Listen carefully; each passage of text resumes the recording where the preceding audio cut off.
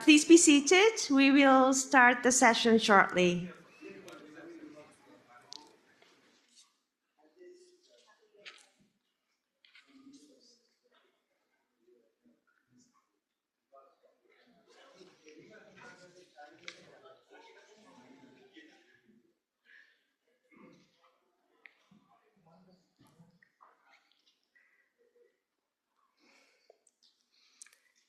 Good afternoon, and selamat sore once again. Welcome to the Indonesia Food Systems Transformation Deep Dive session. This is the last session of the day, and thank you very much for gathering for this very important session. And this session was realized in cooperation with the government of Indonesia. We have Bappenas and also the Coordinating Ministry of Food Affairs, and also with the development partners, FAO, GAIN, Nutrition International, and we also have private sector participation as well from OVO in the panel. So it'll be a very interesting session. To start the session, first of all, I would like to invite Mr. Chim Phen Tan, Senior Director, Agriculture, Food, Nature, and Rural Development Sector Office of ADB. Chim Phen, floor is yours. Thank you.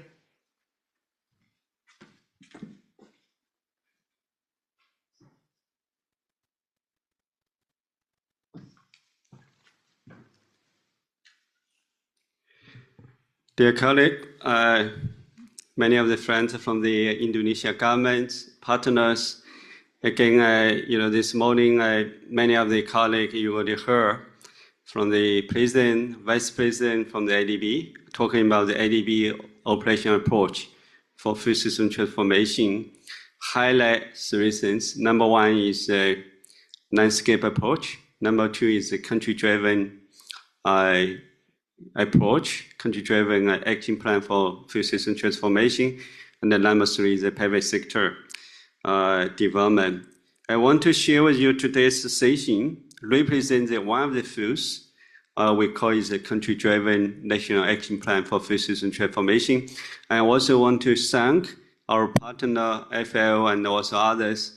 Together with ADB, we have the first outreach of the consultation with the Indonesia government map out the investment roadmap for food system transformation in Indonesia.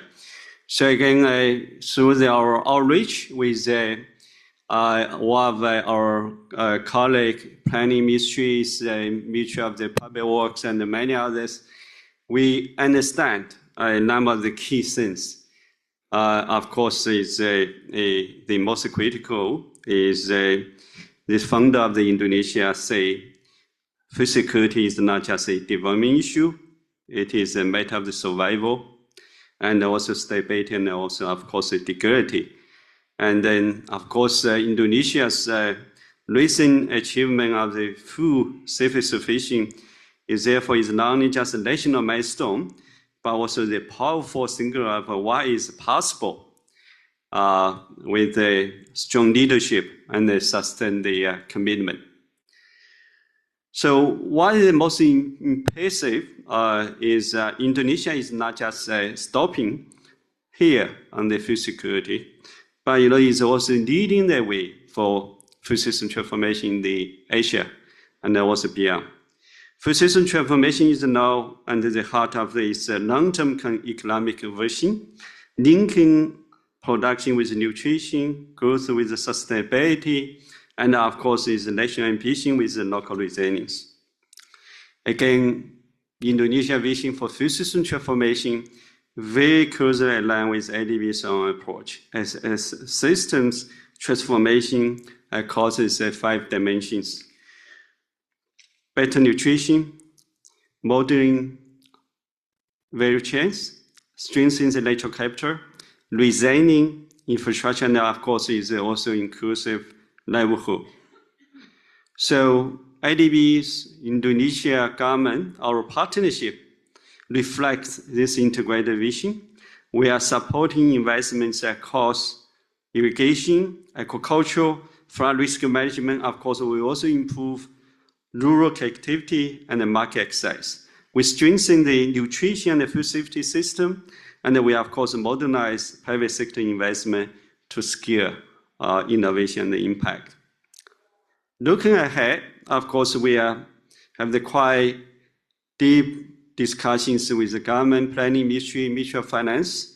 We map out indicative pipeline for the around the $3 billion for 2026 to the 2028. It's a highlight our both IDB and also government commitment to this next phase of transformations. So this transformation and this type of scale requires more than investment. It requires partnership, requires innovations. So today's session is going to be very important, bring together, of course, the government, private sector, development partners. We identify the solutions, innovations, and the financing models that can sustain the momentum, and of course, is also accelerate the impact. So Indonesia has shown what can be done. Together now is an opportunity for the partners and also civil societies, how we can shape what comes next. So with that, thank you so much. Let me turn back to Chair Joko. Thank you so much.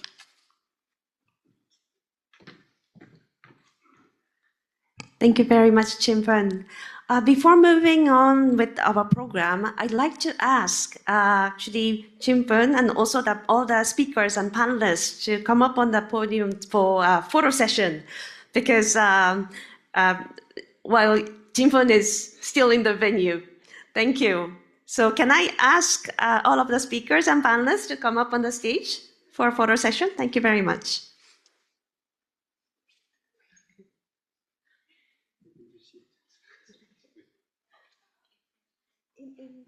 Maybe you can.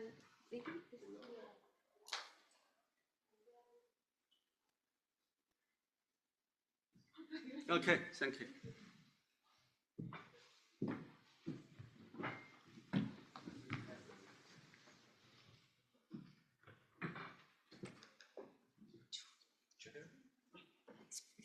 Please.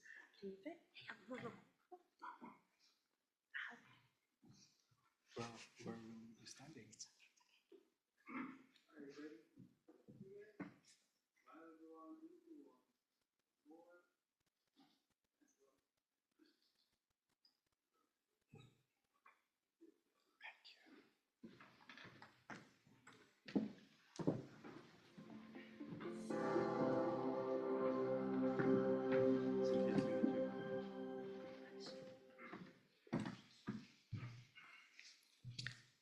Thank you very much.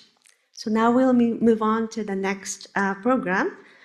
I would like to invite Dr. Jaro Indarto, Director for Food and Agriculture of the Ministry of National Development Planning, Bappenas. He's also the National Convener for Food Systems for a presentation on Indonesia's food system transformation and strategic approaches. Pak Jaro, please.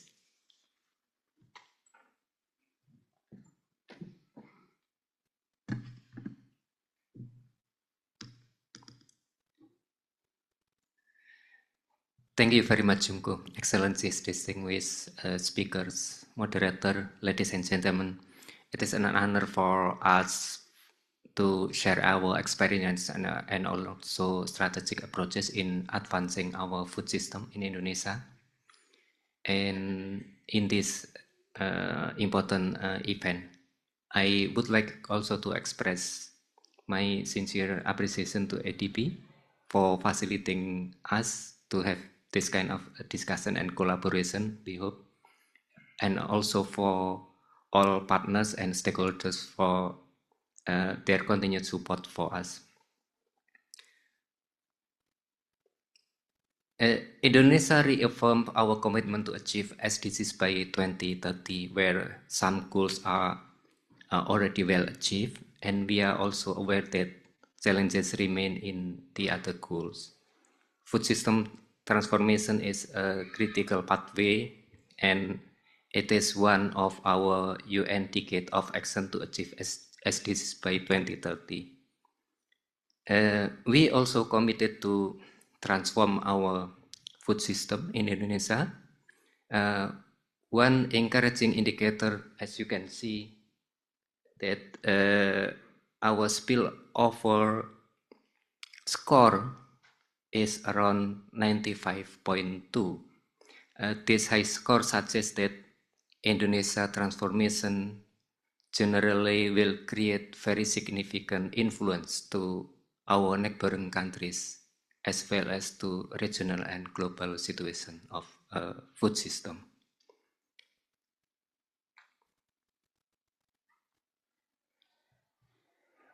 Our vision is quite clear. It is to build our food system to be more healthy, nutritious, inclusive, resilient, and sustainable. But the heart of our strategy is to localizing our food system at local level. By decentralizing our decision making, as well as strengthening our local capacity, diversifying our local production, we will ensure that sustainable local food system can be built, a healthy diet and resilient national food system can also be built. To achieve this vision, we identify 5 action tracks. One is inclusive governance. The second is ending our hunger. It is very important for us. The third is to protect our natural resources in all value chain of our food systems. The fourth is to strengthen our local food system. And the fifth is to promote inclusive business to ensure that all stakeholders can involve in the food system value chains.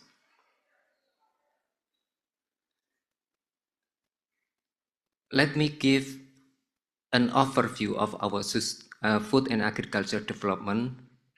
We have achieved several targets, but we are also aware that many challenges are still remaining. In a large and growing population, ensuring food availability, affordability, safety, and sustainability from our domestic production is very vital for Indonesia case.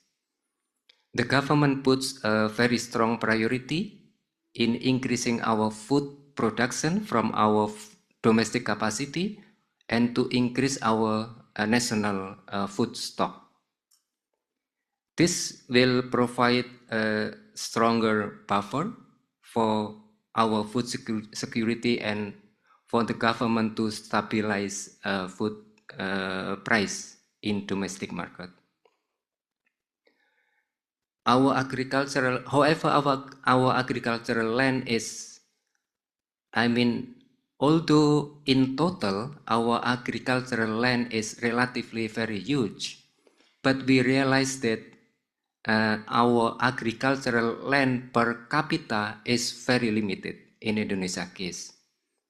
The highly diverse agricultural sector covers a lot of subsectors, including food crops, livestock, horticulture, plantation, as well as fisheries, and largely driven by smallholder farmers, who remain as the backbone of our rural livelihoods in Indonesia. To understand why we must transform, we have to look at the current gaps between national level and local level. Despite our progress, as we mentioned above, roughly 16% of the district we have. Indonesia is huge, and we are decentralized country consisting of 38 provinces and more than 500 districts in Indonesia. And the authority of food and agriculture are decentralized to the local government at provincial and also district level. And currently we still have around 16% of district still in the condition of food insecurity at their local level. While at national level, our national production and stock are currently stable. This data shows that we need to think about local level. How can we build the sustainable local food system in Indonesia? There is also an optimistic outlook, as you can see in the graph Fs in the left side, that our POU decreasing to less than 8% in last year, and we hope that it will be decreasing more until around 5% in 2029. However, the quality of diet is just as important as the quantity aspect. So our mission is also to shift the diet toward more diverse, as we have many local foods in Indonesia, locally sourced foods, including blue foods. We integrate food system into our national development planning, in the long-term and also mid-term development planning. And under long-term development plan, our mission is to strengthen social, cultural, and ecological resilience, while we are also accelerating our economic growth. This transformation is implemented through 4 phases toward Golden Indonesia in 2045, and this current 5-year first phase, 2025-2029, focuses on how can Indonesia strengthen the essential foundations of development in order for us to be ready to be transformed in the long term. In our midterm development plan, which is 5 years currently, outlines also our commitment to achieve inclusive and sustainable development. To achieve this goal, Indonesia is focusing on several key programs, as you may see in the screen, including nutritious meal program, water, energy, and food self-sufficiency.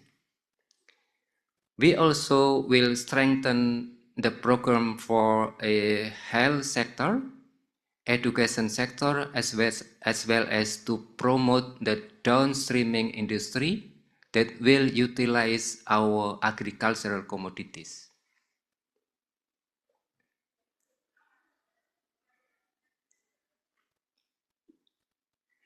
Within the food self-sufficiency, we have 3 big goals. One is to increase sustainable food availability from our domestic production. The second is to improve our food quality, safety, as well as to help the local government that still face the food insecurity condition. And the third is to strengthen our food systems government, including, for example, how can we attract youth into food and agriculture sector, digitalization, and also to build the value addition to the farmers.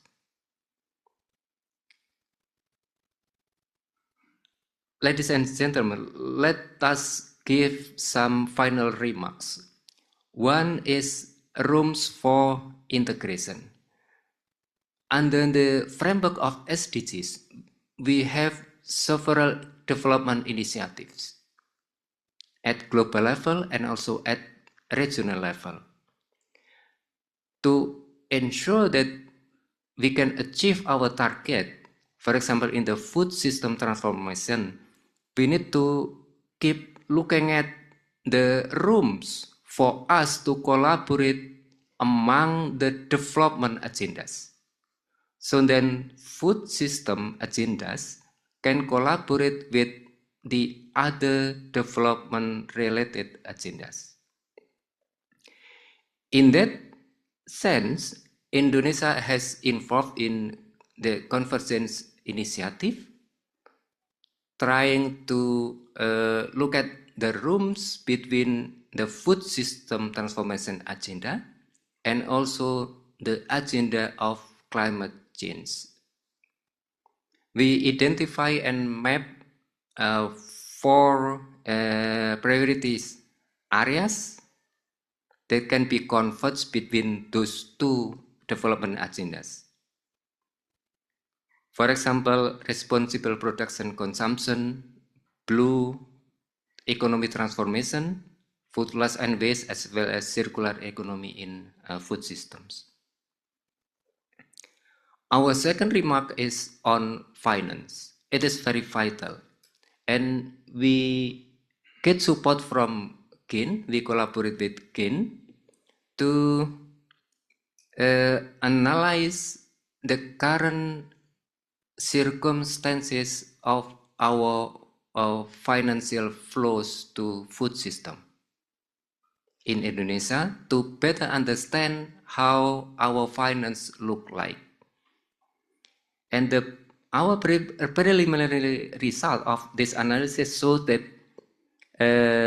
social assessment have a bigger proportion of our national budget, and then agricultural development and etc. etc.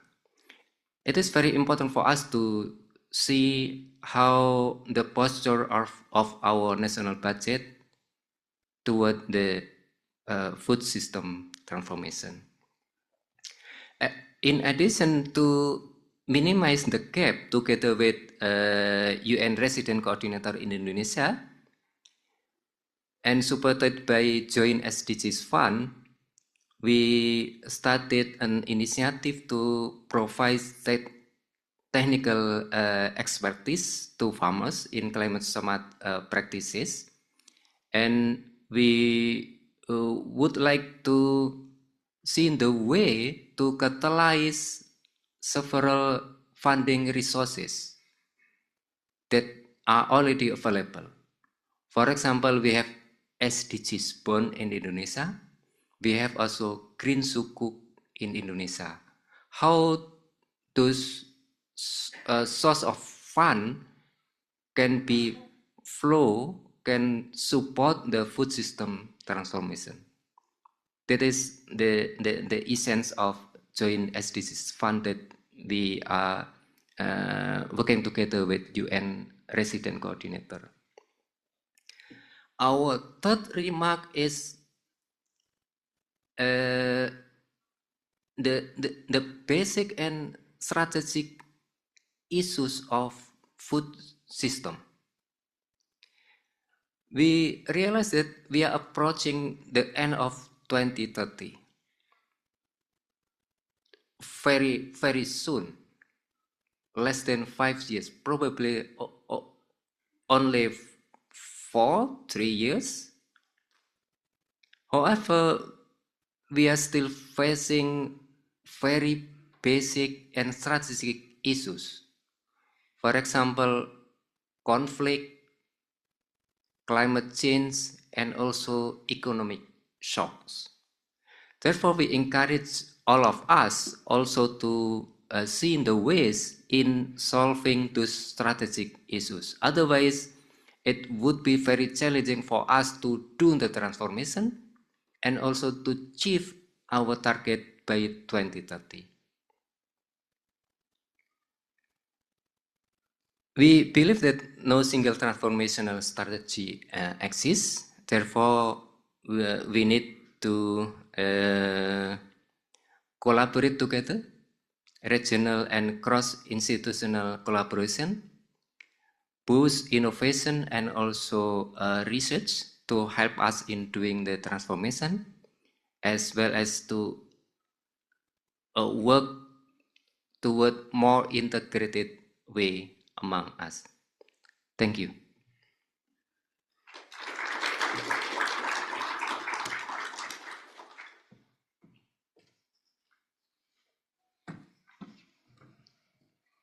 Thank you very much, Pak Jarot, for sharing the government's perspectives on food systems transformation, the needs for integration, and also the optimal use of financing, and also ensuring that the partners are working collaboratively.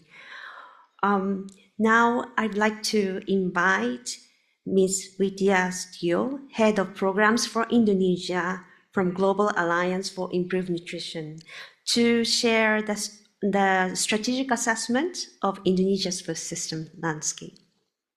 Please, the floor is yours. Thank you.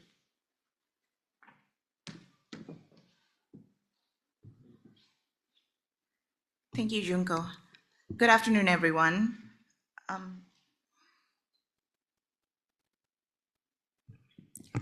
I'll be brief and try to get through the presentation in the interest of time.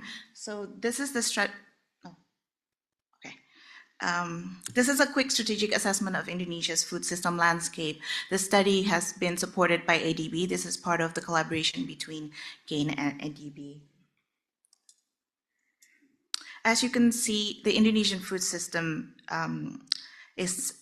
you need to understand the operating reality. This is not a unified national market. It consists of 38 provinces, 514 districts, as well as more than 83,000 villages. This is a very decentralized market itself, which creates localized uneven realities, as well as massive cold chain logistical challenges. And in addition, very different local production capabilities, prices, and access conditions, and diet patterns for sure.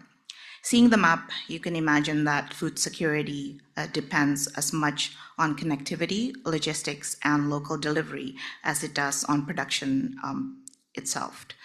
The second reality for Indonesia is affordability. In Indonesia, a healthy diet costs about 4.75 purchasing power parity dollars per person per day, and about 44% of the population still cannot afford it. That is higher than both regional as well as global averages, which means the challenges is not on supply, but whether households can actually access nutritious food. And the third is Indonesia is in dietary transitions. Some indicators are encouraging. Dietary diversity among women and adults compares relatively well across the region, but important gaps remain, especially for young children, and ultra-processed foods are increasingly present in the food environment. One key takeaway is that Indonesia's food system challenges is not about producing more food, but about delivering healthier, safer, and more affordable diets across a very complex archipelago.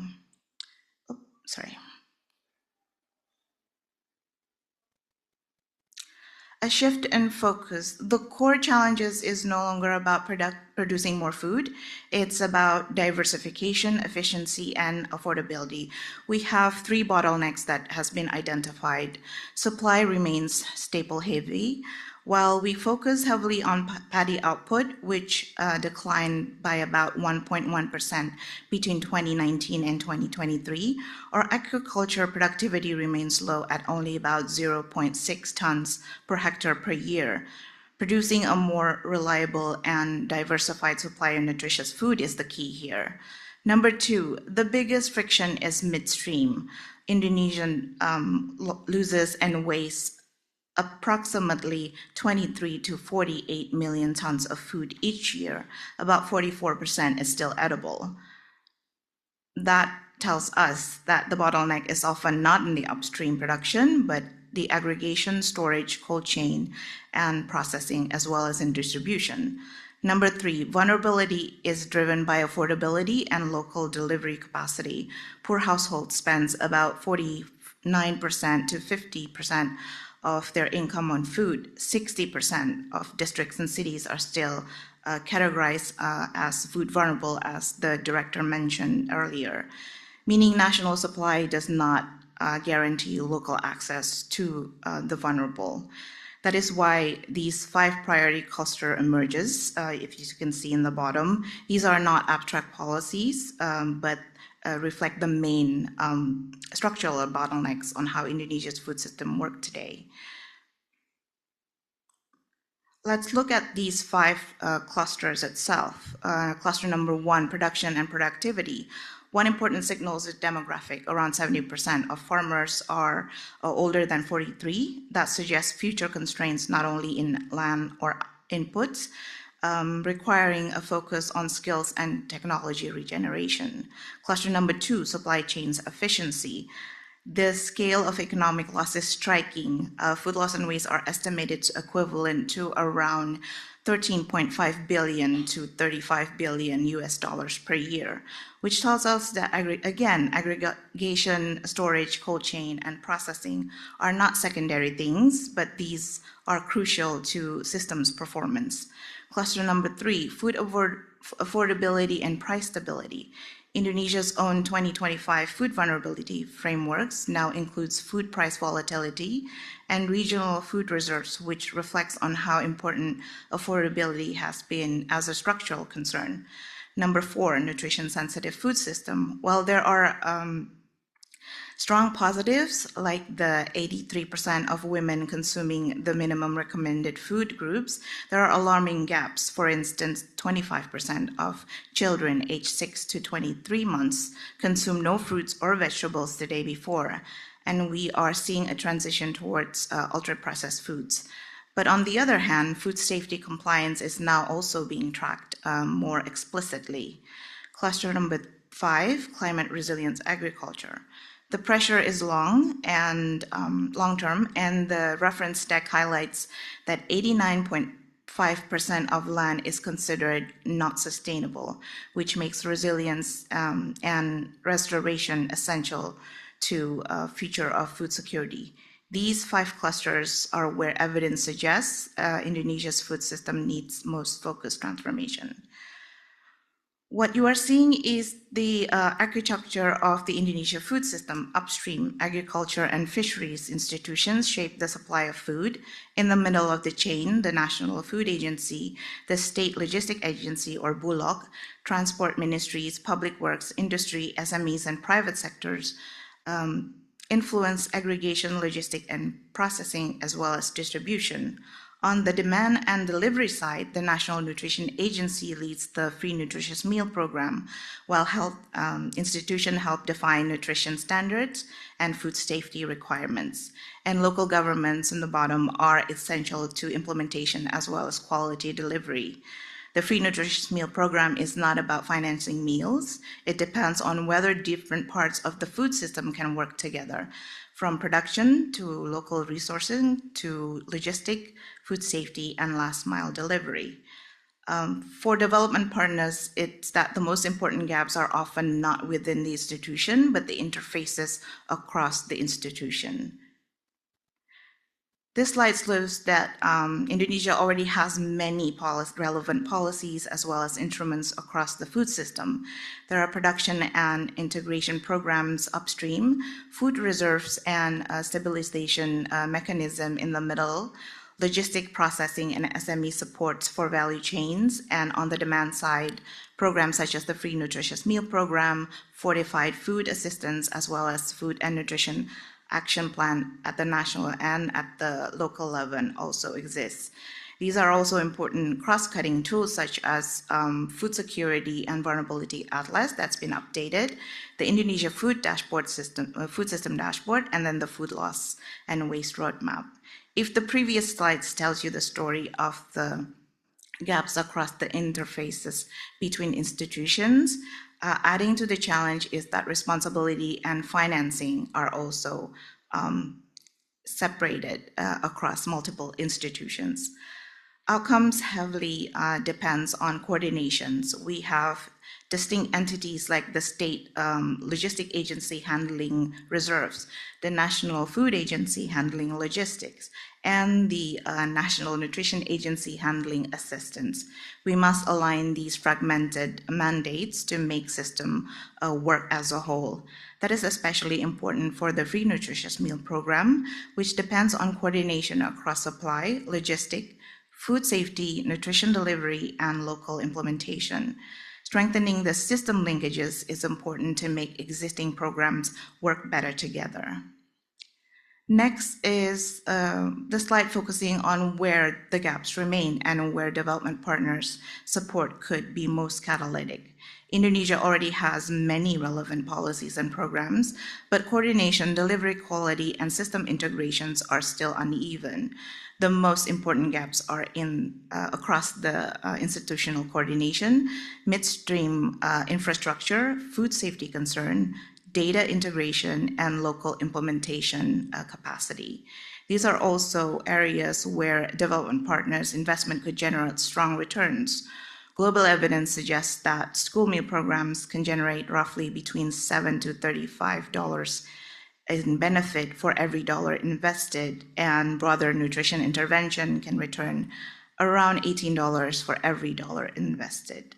On the efficiency side, Indonesia's food loss and waste already cost an estimated around 4 to 5% of the GDP, so even a modest reduction would create a very large economic gains, while also improving affordability and sustainability.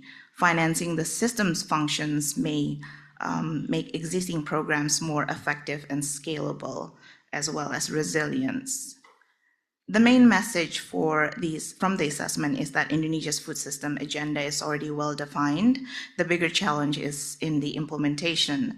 The next phase is about making system function more effectively across the chain, from production and aggregation to logistic, food safety, nutrition delivery, and local execution.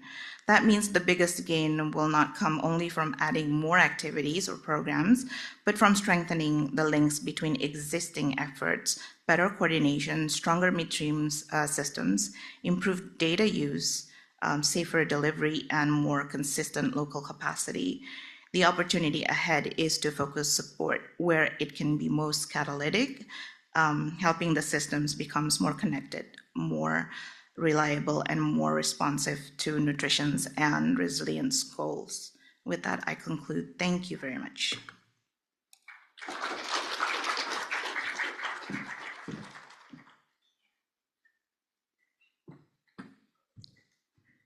Thank you very much, Ms. Vidya, for a very comprehensive presentation of the assessment.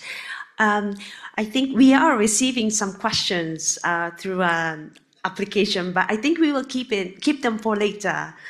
We have a Q&A session after the panel discussion, hopefully.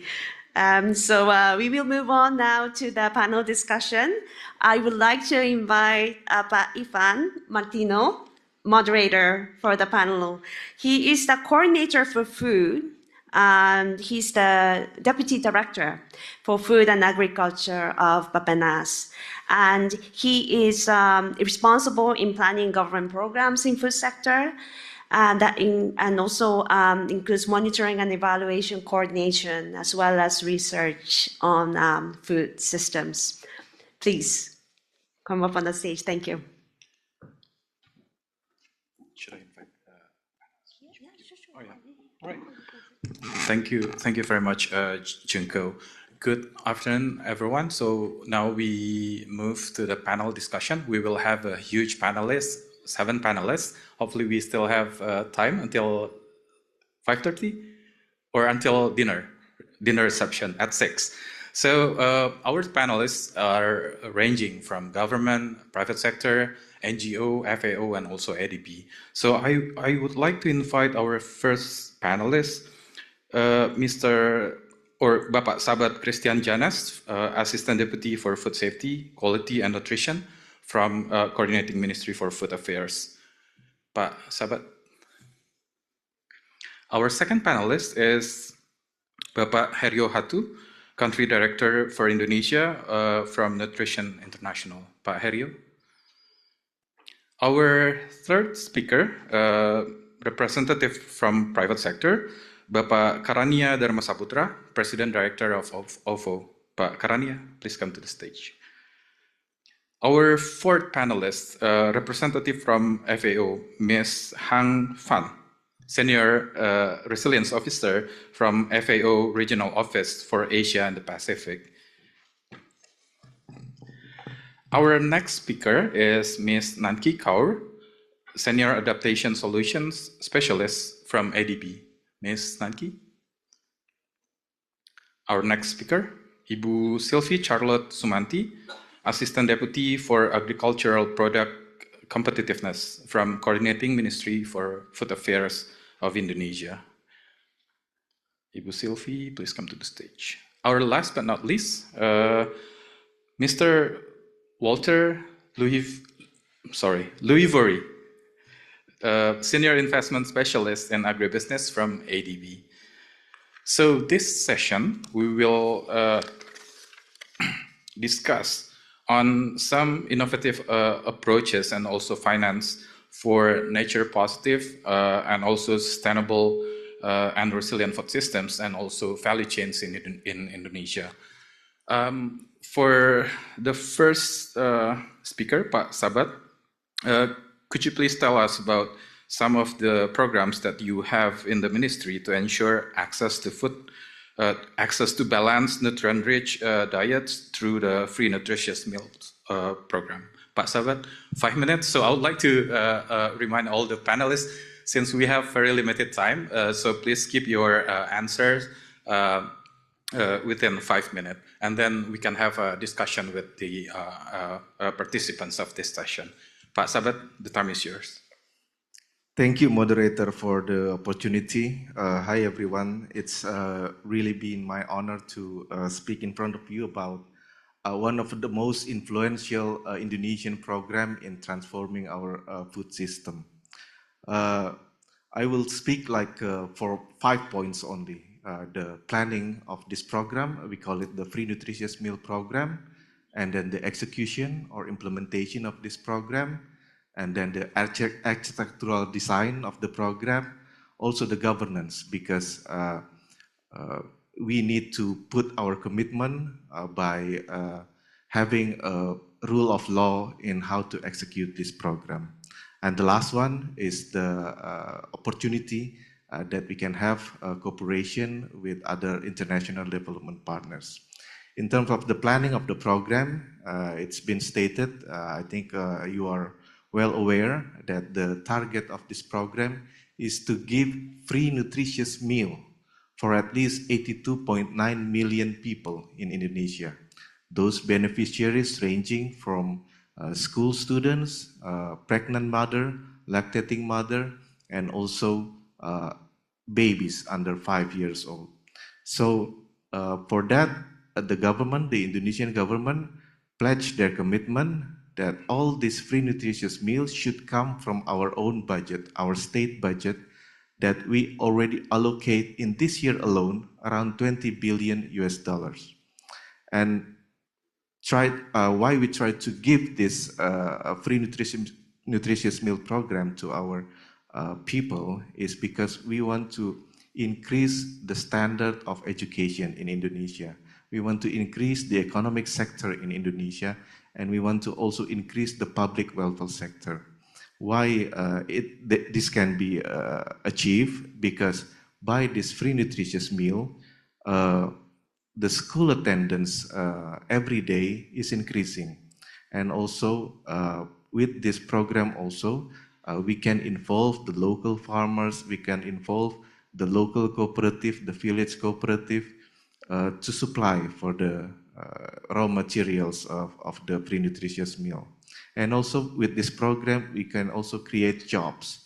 Like for this year alone, the central kitchen, we already built so far 25,000 central kitchen all across Indonesia, and we absorb like more than 1 million people to work in the central kitchen. And this year alone, we already reached almost 62 million people. We give free nutritious meal every day to our people. And then the architectural design of this program is we want to make it to involve the farmers, the local business, and also make use of the local food. As you can see on the right side of the screen, my right side, your left side, that for the supply of the raw material itself, we cooperate with the farmers, the village-owned business entities, and also the village cooperative in the local area.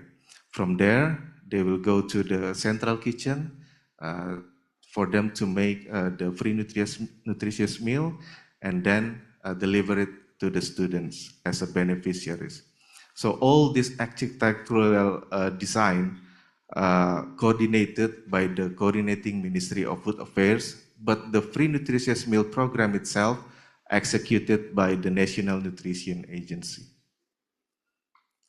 To make this possible, the government also put in place several law umbrella, the rules and regulation on the governance of this program. Just recently, we established a presidential regulation, number 115, regulates the governance, each ministry's coordination to make this possible, and then enforced by a national coordination team by the presidential decree number 28 that put clear every ministry's roles and responsibilities in making this happen. We have a plan for this year also. We will establish a national task force responsible for ensuring the food safety issues of this program. The last one, we realized that Indonesia cannot do it alone. We open opportunity, cooperation with our international development partners. We have engaged with WFP on how to make use of fortified rice in this program. We also engaged with WHO on how to create guidelines for food safety emergency response just in case outbreaks may occur, and also other partners like Ricolto and also Rockefeller Foundation and ServAid that we have engaged in this year. I hope I can cover all your questions, Pak. More than 5 minutes maybe. Thank you. Yeah, thank you, Pak Sabat. You just exceed 1 minute, but it's all right. Our next speaker, still related to nutrition, we have Pak Herio Datu from Nutrition International in Indonesia. Pak Herio, can you tell us a bit more about nutrition-sensitive food supply in Indonesia, and in particular for food diversification and fortification? Pak Herio, 5 minutes. The time is yours. Yeah, thank you, Pak Ivan. Yeah, so just last year, Indonesia government launched the MBG, Free Nutritious Meal Program, which is aiming to covering more than 80 million people by 2029. And this could be like opportunity for us to see how then we can embed the rice fortification into this platform. While we are also aware that rice fortification can be a big challenges when we go into that space. I would say that at least I see that all the challenges can be falling into like two broad areas. Number one is supply chain, and the other one is regulatory policy gaps. In terms of the supply chains, we still have a limited productivity in terms of the fortified rice kernels. Now Indonesia has only 2 producers for the fortified rice kernels, and it's not sufficient if then we talk about the large-scale intervention nationwide. The other one is rice production is geographically uneven. So mostly all the producers are concentrated in Java Island, which is, it can create as well the issue of distribution cost and logistic challenges. The other one is the market demand remains uncertain, and it's difficult as well for the producers to put more investment on rice fortification when they don't see a sustainable and predictable market demand. While we see as well that the government of Indonesia has put much investment and commitment in this space. Now we have the food fortification has been embedded into the National Midterm Long-Term Development Plan. And just last year, the government of Indonesia already issued as well the standard for the fortified rice kernel and the blending rice. And the National Nutrition Agency, as the leading agency as well, already imposed the decree to instruct the integration of fortified rice into the MBG program. So then to accelerate that strategic plan, the government initiative of integrating the fortified rice into the MBG program, Nutrition International, in collaboration with ADB, we are working on supporting the government by developing the roadmap to integrate the fortified rice into the MBG program. The roadmap will guide the government how to implement, how to make sure the quality assurance, and as well as how then to enhance, to accelerate the access of fortified rice throughout Indonesia kitchen to facilitate the to introduce the fortified rice to the people as the beneficiaries, the target beneficiaries. So with the integration of rice fortification into the social safety net, which is the MBG, we see that food system innovation can be a good vehicle to deliver nutrition outcome at scale.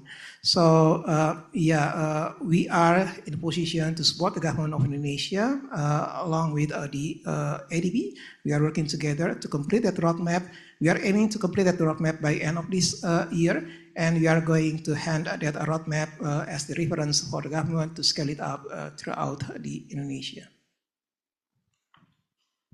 Yeah, thank you, Pak Herio. Actually, you still have 1 more minute, but anyway, it's interesting about the roadmap.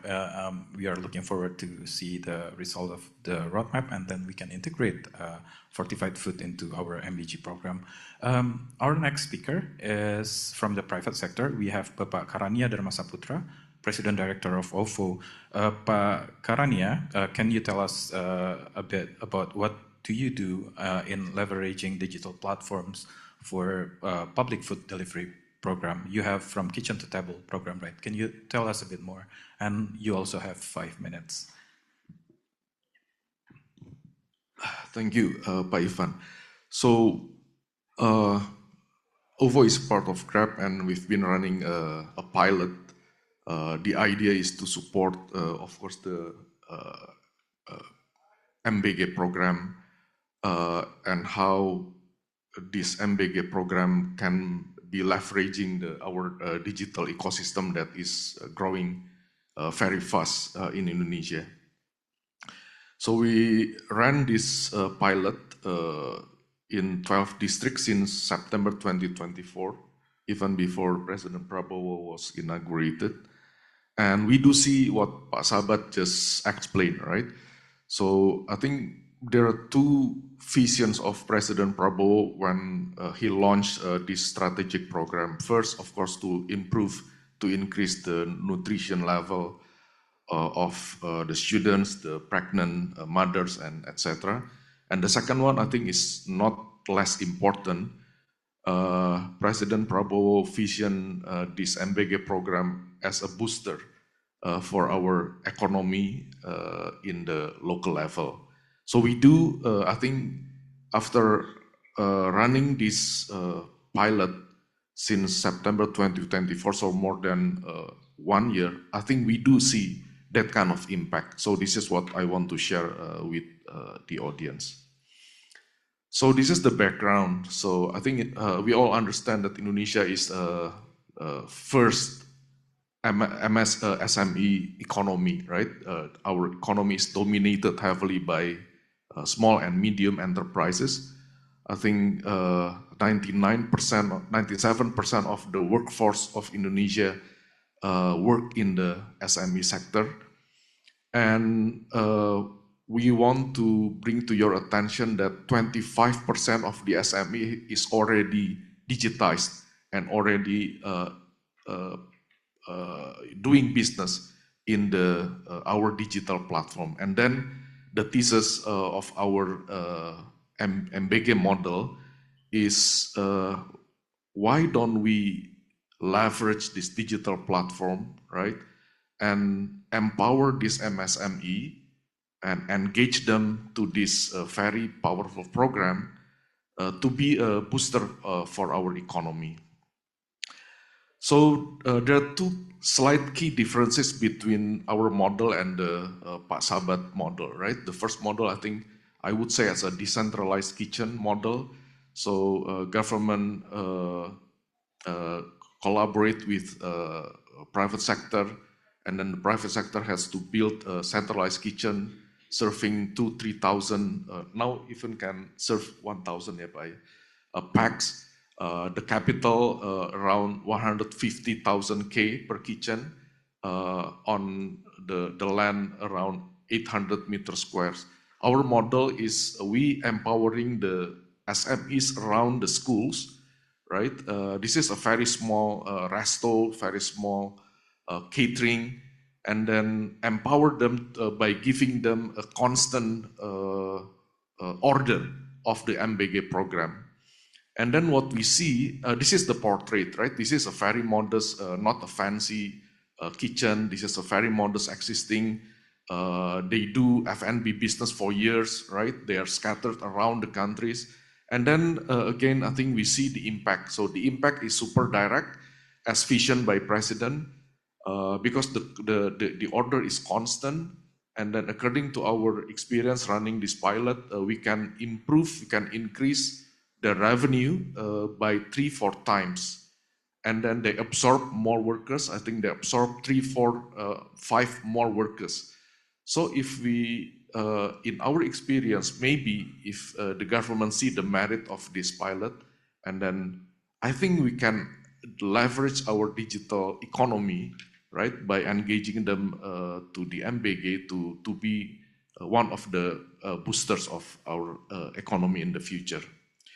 So lastly, this is the 3 value proposition. So first, as I mentioned earlier, the idea behind this model is we want to empower the SMEs, the school canteen, instead of building the new kitchen.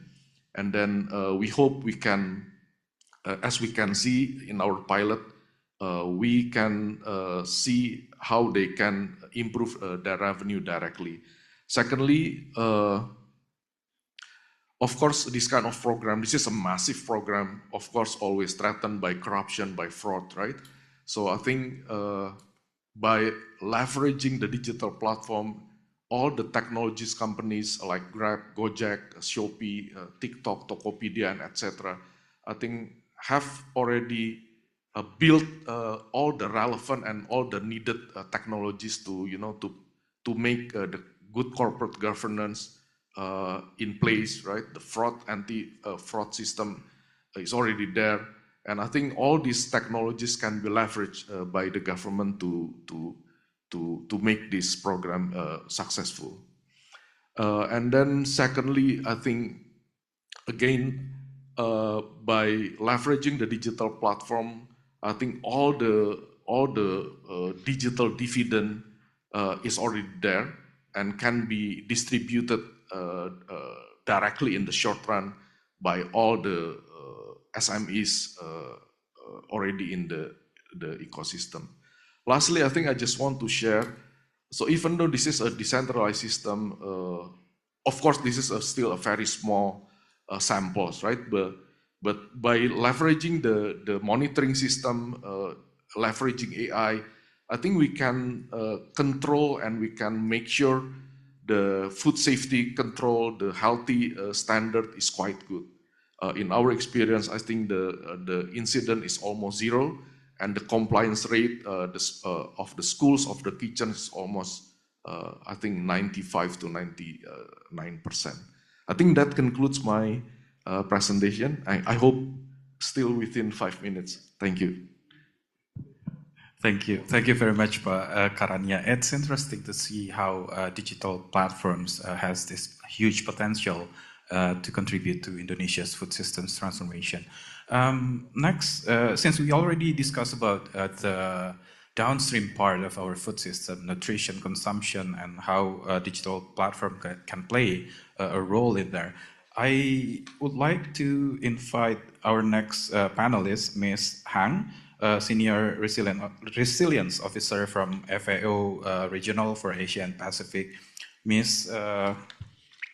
Hang, can you tell us about nature positive and eco-regional approach to food systems transformation, including low carbon agriculture? Ms. Hang, the time is yours. Thank you. Maybe just to share a few points from FAO experience. One, to achieve the nature positive and ecological and kind of like food systems that achieve the food security and nutrition objectives. I think the first thing is policy coherence that support the approaches that allow us to achieve both the objectives of the nature and capital and then as well as food and nutrition security. And the convergence action blueprint that Pak Inato, the national convener of the food system transformations in Indonesia, presented is actually demonstrate a very powerful example of Indonesia leaderships in this area. So it's not only like protecting and restoring the ecosystems, natural resources as one priority for food system transformation, but also linking the food system transformation and the climate agenda to identify the areas of like key interventions for the conversions. But then in FAO experience, it's really like those coherent policies only come to be tangible when we apply the landscape approaches to address the different objectives, to address the different needs, sometimes also competing needs and demands for different kind of like objectives in the food system transformations. So just a few examples. For example, in Indonesia, through the Global Environment Facility, food system land use and restorations, we combine sustainable production with biodiversity to achieve the multiple objectives in 5 provinces of Indonesia. And you asked about low carbon and climate resilience. So let me also give the example of the rice in the regions. So in FAO, together with partners, we are not promoting just more rice production, not just better rice production, but sustainable rice landscape in the regions, where the sustainable cultivation practices are also linked with the climate intervention, for example, soil carbon sequestrations, for example, through conservation agriculture, a technology that we promoted in Indonesia since 2013 in NTT and NTP provinces. Or we link the sustainable rice landscape with the improving agriculture water productivities, supporting by capacity building for water accounting, more equitable water allocations across the agriculture water use and drinking waters, but also recognizing the ecosystem needs for water flow to support fisheries and others. Or we are also linking through the river kind of like basin management systems with the kind of like what we call deforestation-free agriculture, preventing further converting of forest, peatland and grassland into agriculture use, and still promoting the type of agriculture that support better food security and nutrition for the community. Last point, just to conclude, because we talk a lot about nutrition, and in the plenary section in the afternoon, I heard the very compelling saying that is that nutrition shouldn't be the frost of the cake, it should be actually part of the cake. And our experience in Indonesia show that when we take nutrition and healthy diet as an objective, an entry point, that can be a good entry point for the nature positive and ecological kind of like agricultural productions. Like, for example, promoting the local productions and value chain and processings of the what we call as the underutilized and neglected kind of like crops, like sorghum and other kind of like crops, local crops. We actually supported the multiple objectives of food diversifications, reliance on the imported rice and wheat, as well as the climate resilience and environmental and sustainability. So these are the few kind of like examples of FAO approaches. And when we look at the ADB investment program for food system in transformation in Indonesia, we see a lot of complementarities that like FAO and ADB together with the government and other partners can actually support these nature positive and kind of like ecological agri-food system transformations in the country. Thank you. Thank you very much, Ms. Hang. Since you already touched a bit on policy coherence, climate smart agriculture, I would like to ask our next panelist, Ms. Nanki Kaur, Senior Adaptation Solutions Specialist from ADB. Can you tell us about your role or ADB's role in promoting climate adaptation investment through microcredit scheme for climate smart agriculture? I think we are familiar with our microcredit in Indonesia. We have KUR or Kredit Usaha Rakyat, or the, I would say, people's microcredit in Indonesia. Could you tell us a bit more about your work and this promoting climate adaptation investment through microcredit? Thank you, and I shall try in 5 minutes. So today I'm just going to present the work that we're doing at ADB with the government on the Green Core for Climate Smart Agriculture. We've got colleagues from our agriculture sector group here, Junko, Eso, Eric, and we're also working with colleagues in our finance sector group on this. So this is something we've been doing for the last 2 years, and what I'll just quickly go through before we come out with the innovative finance. This focuses on Green Core and just highlighting that when we are talking about access to finance, specifically adaptation finance, there's a big gap. You showed it in your presentation as well. And there are not many financial products or services that focus on adaptation. So if the government of Indonesia, through the Ministry of Finance, does go forward with this, it will be some of the first products in the adaptation finance space that will be coming forward. So very exciting work.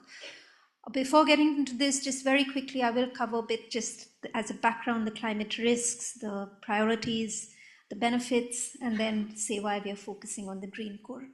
So you'll all be familiar with, as you said, in Indonesia, we're talking about food system resilience, but climate shocks are a big threat to that resilience.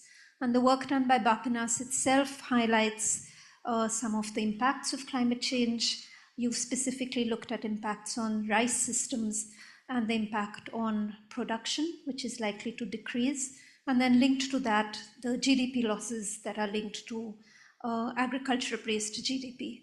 So these are quite significant. And just to highlight that a lot of this modeling, which is now being updated, focuses on a single hazard. So we don't have information on multiple hazards or chronic hazards like sea level rise, heat, on what's going to happen on food systems. So it will be quite significant. But luckily, as you said, the government has put in place pretty strong policy responses. So what you see in the first two are more from the climate and the agriculture sector. So investment in resilience or sustainable agriculture has been prioritized. And what you see at the bottom two bullets are also from policy direction from the investment side. So Indonesia is known as a leader in the sustainable finance space. You've got a sustainable finance taxonomy, which does include agriculture, more mitigation activities, but you've also got investment frameworks on green bonds and green sukuk. So quite a strong policy environment to support investment. As part of the work that we did, we've also looked at, over the last 2 years, the benefits of climate smart agriculture, because you don't go into it blind. Does it actually help? I understand this is one of the biggest pilots in Indonesia, supported by the World Bank on climate smart agriculture in rice systems, SIMRUP program. And you can see some of the examples of what climate smart agriculture entails. As you said, water technologies, seed varieties, etc. And there you can see highlighted in yellow, there are benefits of investing in climate smart agriculture, whether that's increasing productivity or production or increasing in farmers' revenue. So we collated some of this information and then just highlighting, again, going back to your slide, sir, that there is very limited financial investment at the moment. I think you said about 1% goes to climate resilient agriculture. So according to the government's policies, the finance needs are quite high, but the current flow of climate finance, if you see about 145 billion, just meets about 34% of the financing needs. So there is a big gap in this space. And that is where your core program comes. As you said, it's a big program. It is your microfinance or microcredit program, and it does cover agriculture. And if you see the second bullet, you can see that it's almost 2.7 billion in 2023 went through the core, and about 30% of that to the agriculture sector. So as you highlighted, the government did sort of pilot a green core for the energy sector, and now the discussion is whether that would be extended to agriculture as well. And that's what we then focused on, and we did some modeling that if it were to be extended to climate smart agriculture, providing the similar sort of interest that's been provided under the green core for the microcredit at 3%, if the government were to provide that 1 million subsidy, it would leverage about additional 7 million from financial institutions. That much would cover about 8,000 hectares of land, and reduce farmer costs. There was increase in farmer revenue and income in profits. So this is extending it for climate smart agriculture, like you saw in that the World Bank program. And then we also ran, because this is also being spearheaded by the Ministry of Finance. They always will look at whether there's an economic or financial return. So early analysis comes up with very high economic and financial returns. So there'll be more work done on this to see if it actually stands or not, but those are very high economic and financial returns from a green core scheme for climate smart agriculture. So all that is great. What the government is now focusing on is that if this scheme were to be operationalized, how will it be funded or financed? And there is sort of looking at obviously use of public resources to leverage private finance. In this case, it would be the finance from financial institutions. And for those of you who are familiar or not, the core scheme currently, it's an interest subsidy. So it is subsidized lending to the real economy, and that subsidy sits on the Ministries of Finance balance book. So the interest subsidy plus the guarantee sits with the Ministry of Finance. And that is what enables the scheme to function. So what the government is now looking at is how would they fund or finance the scheme if they were to scale it out. And the first option is that it would stay within government budget. And that's looking at making a better case for if you are generating revenue from climate smart agriculture, you could sort of at least tag that as green revenue. Again, please, as a highlight, a lot of countries are highlighting green expenditure. This would be, again, one of the first countries looking at green revenue as well as a source to fund this program. The second one could be the green sukuk or bond. There is a framework to allow these to sort of finance subsidy programs. So that would be the government borrowing from the capital market and using the bond, the use of proceeds to support this program. It is possible if the money were to be needed, that's an option. And the other one is obviously grants, which we are all familiar with, getting grant money for this work like this. And then the government is interested to move to a more sustainable sort of phase. You don't continue with the subsidy forever. So the idea is to then look at also smart subsidy, which is more targeted, and then focus much more on the macroprudential instruments that would incentivize banks to start taking this on as a scheme that they would finance themselves. So that's where we are at the moment. Yeah, thank you so much, Ms. Kaur. So now we have talked about different aspects of the food systems, consumption, nutrition, production, finance, and now let's talk about the competitiveness of our food systems and the human resources. We have Ibu Sylvie Charlotte Sumanti, Assistant Deputy for Agricultural Product Competitiveness of Coordinating Ministry for Food Affairs in Indonesia. Ibu Sylvie, can you tell us about what do you do to strengthen Indonesia's food and agriculture competitiveness? Okay, thank you, Pak Ivan. Good afternoon, everyone. Okay, for the background, my unit is focusing on quality development by enhancing the agricultural human resources capacities and also promoting the innovation and technology. So based on that, two of our programs is about digital agricultural transformations and community empowerment. So last year, we have set the roadmap for the digital literacy capacity development in agricultural human resources. So we have identified the challenges, the strategic output and outcome. So if I would like to shorten that, the strategic is consists of three things. First is how to improve the digital literacy capacity of our agricultural human resources, and then we like to harmonize the regulations and how to build the ecosystem regarding the digitalizations. So at the end, we target that it will impact the national food self-reliance. So the activities, the roadmap itself will implement it in the 5 years period. So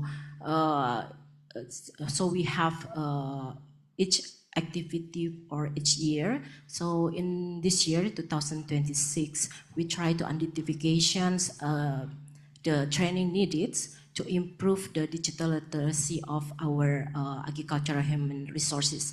And we hopefully the outcome will be enhance the effectiveness of agricultural extension services, extension workers, and also can improve the productivity of our farmers and better connected agricultural supply chains and markets, and also will establish the agricultural digital ecosystem at the end.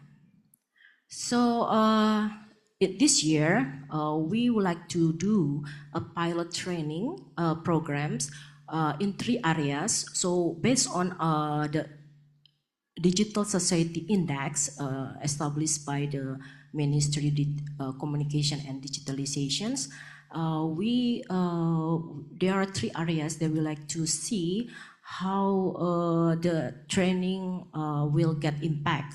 So the criteria in here, we see the low, medium, and high.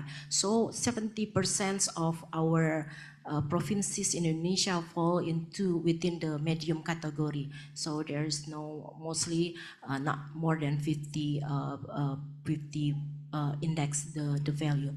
So we will see the training as the review from the pre-test to see the gap, and finally we can see how effective the training will be. So the implementation plans, we already we have conducted modules, but still we believe we still need further refinements, so to strengthen the digital capacity literacy curriculum.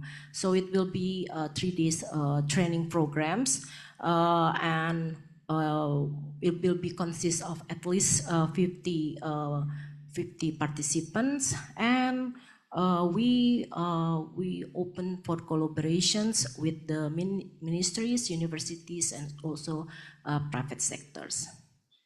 So this is my second program.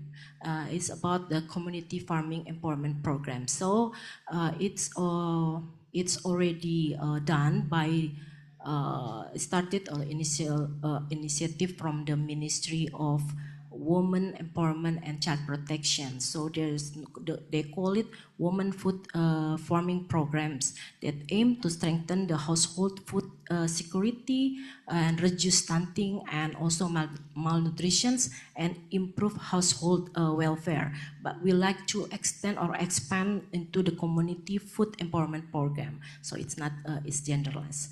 So facilitation support will be given to the community farms in the form of the fertilizer, for example, seeds, equipment, etc. And also institutional strengthens capacity building and also facilitations of market access to ensure sustainability. So last year is already 10 locations implemented the women's food farming programs in NTT, Aceh, North Sumatra, and plan to expand on other area such as West Sumatra, Lampung, and also in the Sulawesi and Kalimantan. And then for the community, for farm partnership ecosystem, I think it's a very important things to maintain the sustainability of these programs. So for example, the community farms, we hopefully can get the aggregator and have the cooperation agreement with the off-taker, SMEs, and also government programs. In this case, for example, the village cooperative, to enter the market and also to enter, become the part of free nutritious meal programs or MBG.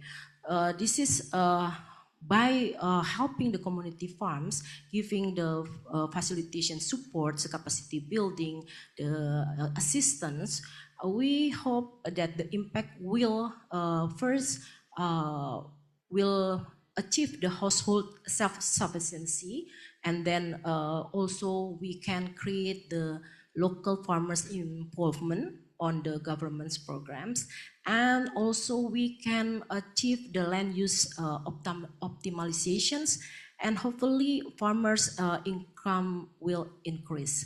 So I think that's two of our programs that I would like to share and will give impact to strengthen our food system. Thank you very much. Thank you very much, Bu Sylvie. Last but not least, I would like to invite Mr. Walter Louis Vori, Senior Investment Specialist in Agribusiness from ADB. Can you tell us a bit more on how can we promote private sector investment in food value chains to achieve global competitiveness? 5 minutes? Sure. I'm between dinner and this hungry audience, so I'll keep it very simple. I work on the agribusiness side on the private sector operation department of ADB, so we invest in private companies. So what you need to know about us and our portfolio is basically that Indonesia is a top tier country for us. There's a huge potential in the country when it comes to high value export commodities such as coffee, cocoa, palm oil, obviously, but as well as in local agro processing, as well as protein, whether it's aquaculture, dairy investments we have, or poultry, for instance. So in total, we have 10 investments across seven companies in Indonesia, and it remains a high potential market for us. So when I was asked to comment on what needs to be done to promote private investment in Indonesia, we've seen a bunch of different things that could be developed, but I would just like to focus on one simple word, if that's the takeaway from today, which is predictability. All right, and so from predictability, I would just like to briefly touch on 3 topics. One is predictability of policies, Second is predictability of the assets you own. And third, predictability of the value chains you operate in and the partners you work with. So first, when it comes to predictability of policy, when we talk to our clients and private sector stakeholders, we hear very clearly from them that policy consistency and predictability is a number one thing for long-term planning. When you can forecast future and how the policies will take place, whether it's whether it's policy setting, investment incentives, trade restrictions, or trade incentives, the same applies. That the consistency helps in reducing the risk premiums, help you invest in long-term planning, as well as accelerate investment decisions from the financier's point of view, like ADB. So I think in the policy setting, first do no harm principle should be applied. And when it comes to any retroactive measures, there is always a signal to the market that undermines confidence in future policies. So I guess when policy signals are clear and stable, capital will move. The second point is on the assets you own. When we look at farmers, the land that they operate or that they farm is typically the number one asset they have. And there's a huge gap in Indonesia when it comes to secure land rights and the farmers being able to have legally recognized, documented, and digitally registered rights to their farms. So this is not just a social issue, but it's also a lack of essential financial infrastructure. So why? Well, I guess I don't need to explain in much detail why it's important to have a recognized and legally recognized land ownership. But basically, it opens access to finance because you can use it as a collateral. So farmer financing, a huge gap the ADB is trying to partly solve as well. Second, it allows access to risk management product, insurance solutions. And if you don't have access to those as a farmer, it increases your vulnerability. And third, it's also weakening your bargaining power because a lot of the buyers, they want to maintain traceability, and if there's no land register or they can't verify where their product is coming from, it puts the farmers into a very, very weak position. So a digital public land registry that's transparent and accessible would be crucial. This involves coordination across ministries, but would help fundamentally to integrate the farmers into value chains. And maybe last point, the predictability of the value chains. So these have been touched upon, but the structure of Indonesia as a landmass is a very complicated structure from the logistical point of view, and ADB can't solve that, but we can come and help on the private sector side as well as from the sovereign side and work with the players who are best positioned to help in sorting out some of or facilitate some of the solutions. So one from the physical infrastructure, whether we look some ports or roads or irrigation or cold chain structures, or digital infrastructure or human capital. Both public and private sector needs to come together. ADB works on both sides and across sectors. So when I look at agribusinesses, it's not just agribusiness, it's also talking to colleagues in infrastructure, talk to private sector colleagues, talk to public sector colleagues. So I believe the private firms are best positioned in solving, let's say, certain aspects of the logistics and such as retailers working in cold chain, securing and reducing food losses from that side, whereas government is probably best positioned, obviously, in setting the policies that have been discussed, as well as running, the ports or through PPPs, helping in irrigation programs, supporting public R&D, crop research, helping with certifications and so forth. So leaving at that, I think we as ADB, as well as other investors looking at private sector, I think we can help mobilize the private capital in the market. We can help de-risk those investments and work with both private companies as well as the public sector for a more sustained and long-term trajectory for food system transformation in Indonesia in a predictable way. Thank you very much. Big applause for our panelists on the stage. So, yeah, now we move to a discussion session, if we still have time. But before I open the floor, I would like to invite Professor Michael Kramer to give his perspective on how can we make Indonesia's more resilient by using agroclimatic services.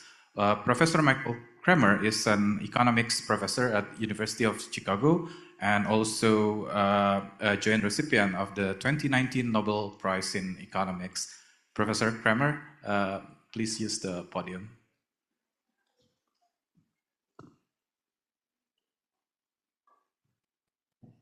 Thank you so much.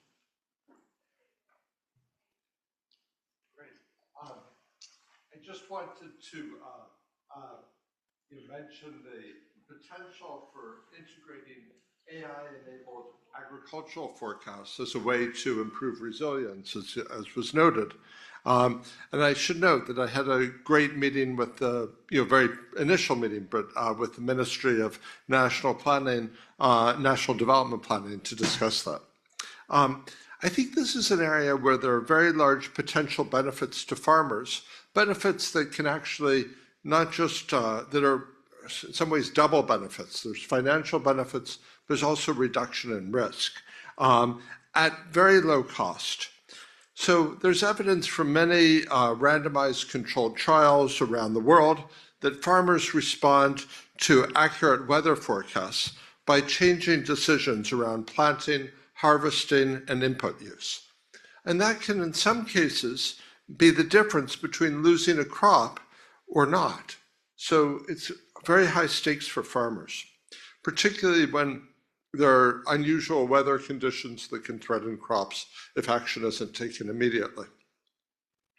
Now, let me give one, I'm not an expert at all. In fact, I'm barely knowledgeable about Indonesian agriculture, and I would love to become more so. So I won't give an example from Indonesia, but in many places, a major question for farmers is knowing when to plant.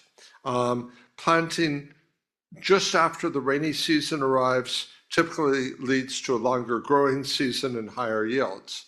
On the other hand, if the rainy season hasn't really arrived, planting too early can be disastrous because the crops don't germinate or they die if there's a dry spell. And then not only the seeds, but any inputs can be wasted.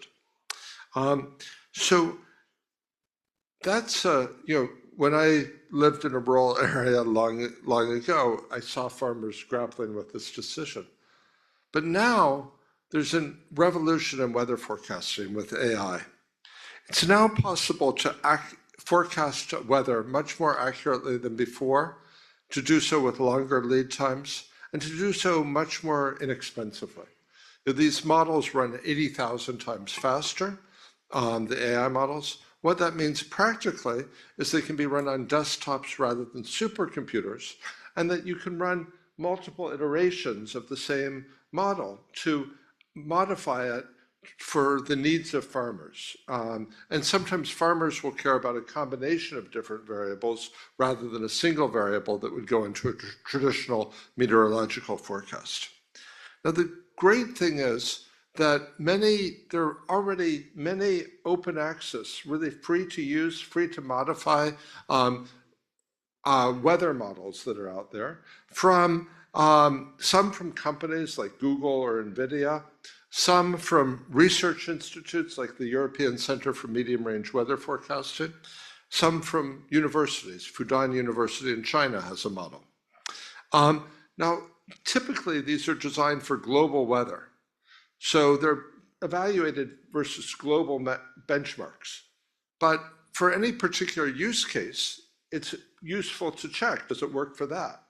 So I gave an example of something that would be useful in some parts of the world, but I don't know what farmers in Indonesia need.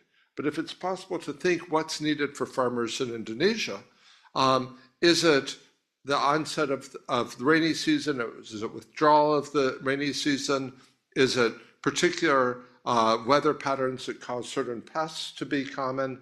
Is it that I just heard a case in Bangladesh, there was flooding was expected, so farmers needed to harvest early. That was potatoes, they needed to harvest them to prevent them from rotting. High wind, maybe you harvest early to prevent lodging.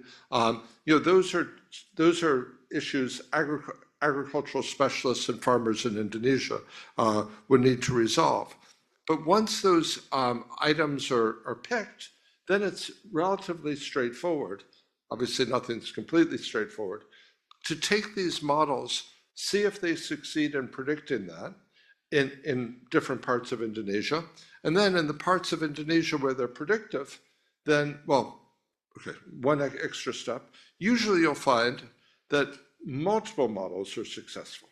It's usually then you can get even more predictive by blending multiple models together. And there's statistical procedures for doing that. So then you use the optimal combination of models. And again, these are all free models, so you don't have to pay royalties to anybody. They can be modified by Indonesian meteorologists for Indonesian needs. And then that can be delivered to farmers. So, this isn't just hypothetical. The Indian government did this last year. They delivered monsoon onset forecasts to 38 million farmers.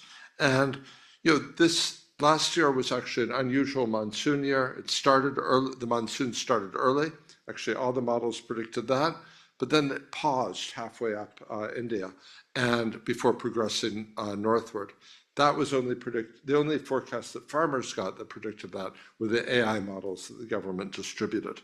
So, and it turns out those farmers changed their behavior. They were more likely to use hybrid seeds if they got the forecast. They were also more likely to do transplanting rather than direct seeding. So, we'd be the research group I lead at the University of Chicago. I'm sure other scientists would be very interested in collaborating with the government of Indonesia on some similar program, and would love to hear from you, from others, about what are the needs that are most important for Indonesia, then can check the performance of the models and figure out what would be useful to share. And I know this is something that the Asian Development Bank has made a commitment to try to support governments that are interested in efforts along these lines. Thank you. Thank you very much, Professor Kramer. Big round of applause for Professor Kramer. Do we still have time to go for discussion? Or I don't want to keep everyone in this room so they will experience food insecurity, but yeah, a few minutes. One or two burning questions or comments. One more? Okay, yes, please. Oh, there's a microphone right there. Yeah. Oh, yeah. Oh, okay. Thank you. A fascinating discussion, and thanks to all the panelists for sharing your perspectives. I do see there are many actors been contributing to this food system in Indonesia, and particularly school meal. My question is how the mechanism has been established to coordinate and make sure that different partners' contributions are harmonized and optimized. Thanks. Another one? Yes, madam. In the back, yeah. And please also inform us who is your question. Who do you address your question to? Yeah, sorry. Thank you. Purnima Menon from IFPRI. Firstly, congratulations. I think it's fantastic to see this kind of a comprehensive food systems and sort of focus with the variety of policy instruments that you've outlined, and also all of the innovations. I came in, I knew a little bit about the school meals program, and then came in to hear about the innovations around the cloud kitchens. I think there's a tremendous opportunity, not just for Indonesia here, but also for the world, to kind of build the kind of learning and public goods evidence that could come out of the innovations that are being unfolded in the context of the Indonesia program. And so, I'm curious to know, is there a learning agenda that's being developed around this, massive policy effort? What might that look like? And how are you thinking about taking lessons from here to the rest of the world in a way that's really credible? And it will take some investment, but I'd be very curious. And anyone can answer the question, of course. Thank you so much. I think Pak Sabat. Yeah, and then any speakers can also contribute. Thank you, sir, for the question. I didn't catch your name, but anyway, you are asking about how to establish coordination in school meals program in Indonesia, because it's a very large program and very ambitious. In 1 year alone, we need to set up like 32,000 central kitchen. Right now, we reach more than 25,000 central kitchen. This needs a coordination between each ministries, not only between the governments, but also with other stakeholders.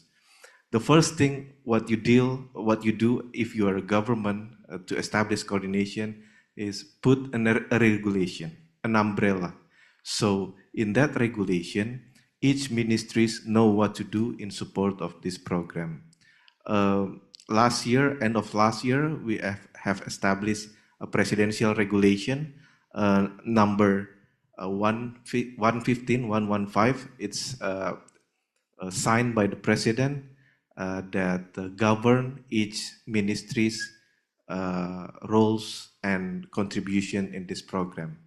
And after that, there is a lower regulation. It's a presidential decree number 28 that established a national coordination team led by the coordinating Ministry of Food Affairs on how to help the National Nutrition Agency executing this program. So I think the first thing you have to do as a government is to put the regulation. So the rule of law is clear, what ministry, what they should do. And then the second question is from Madam on my right side. This free nutritious meal is a tremendous opportunity, evidence-based, and is there learning agenda that would be developed. We are actively involved in the School Meals Coalition. Last year, there was an event of SMC in Fortaleza, Brazil. There we are exchange information, and to be honest, this school meals idea, some part of it came from India. You have a very large also school meals, and also we learn a lot from Brazil. They reach 14 million beneficiaries in 11 years. There is a forum for that in the School Meals Coalition. But if our partners are eager to engage with us on information exchange and learning center, we can also explore on that. Thank you, Pak Sabat. Any other panelists would like to respond to that? No? All right. Junko? Any more questions from the floor? Or I will close this panel session. And thank you very much for our panelists and also participants. And now I'll hand over this session to Junko.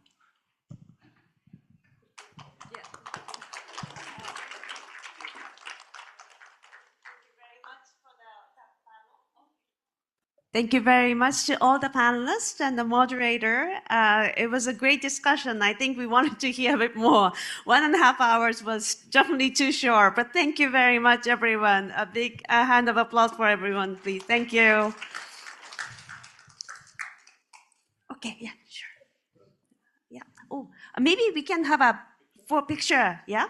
Again, and Professor Kramer, please.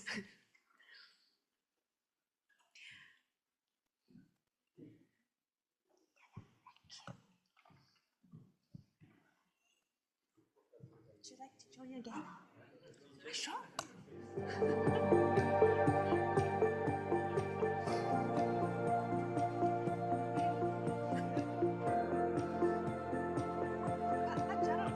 Jaro, you should be here. Yeah, please, please.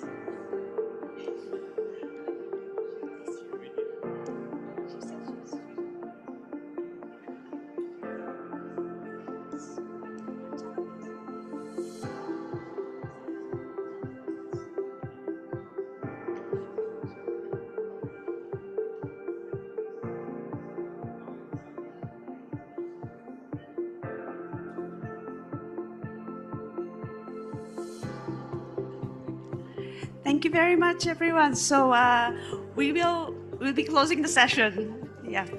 Thank you, and I hope you have a very good dinner and a very good rest of the evening. Thank you very much for participating until 5:50. Thank you.